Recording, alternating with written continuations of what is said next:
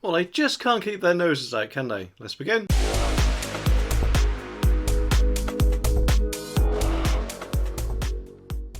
You know, in the olden days, police used to mainly catch bad guys, along with things like burglaries, murderers and all sorts of other crimes. Nowadays, it's fast seeming that most of the time they're not just the police, but they're the moral police as well, where they actually monitor your words and have very little time for actual crimes. Which has actually got to change, hasn't it, really? And in fact, after doing such a thing, they've just been given a verbal kick in the gonads by the new Home Secretary, Suella Braverman. So it actually looks like things are about to change, if this story from Metro is anything to go by. Does that mean I'm going to lose my rainbow police car? Now, did you know that I heard that if you click the subscribe button down there, it will make a snowflake's head explode?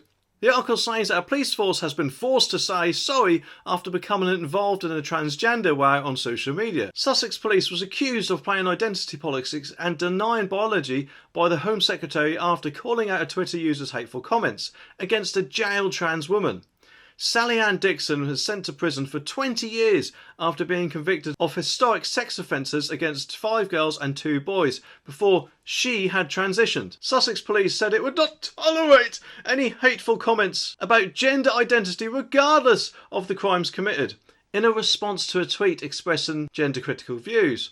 The force told the female Twitter user to familiarise herself with what is regarded as hate on its website. But then the Home Secretary, Suella Braverman, waded into the row, telling the force to focus on catching criminals, not policing pronouns. And within hours, Sussex Police said yesterday that its initial comment had been inconsistent with our usual style of engagement. Can anyone remember a few months ago when they had that big "being offensive is an offence" poster? It just screams of that, doesn't it?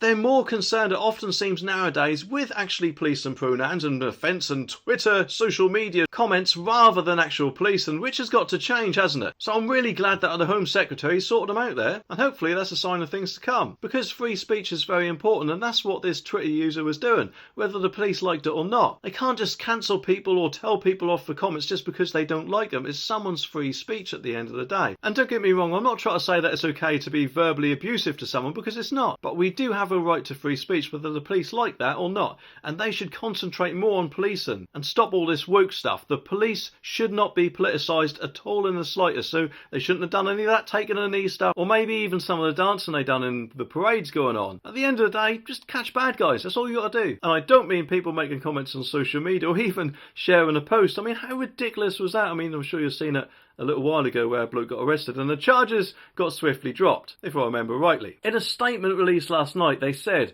"We reported factually on the findings of the court, which heard that at the time of the offence, Dixon was living as a man, John Stephen Dixon. The relevant offences were recorded as being committed by a male. An earlier reply to a comment on Twitter was inconsistent with our usual style of engagement, and we apologise for this and have removed the comment. We of course recognise the rights of the public to express themselves freely," with the boundaries of the law. Well, clearly some of your staff don't know, and who knows, may actually be woke themselves. Either way, I think some common sense training might be helpful for them. Maybe even a picture of a man climbing out of a window with a TV set might help them see what they're looking for. Unfortunately though, all this woke stuff doesn't look like it's going to be ending with the police, because in this video it seems like they're spreading to another emergency service, which surely can't be good, especially if lives are at risk. Anyway, subscribe for more and I'll see you in the next one.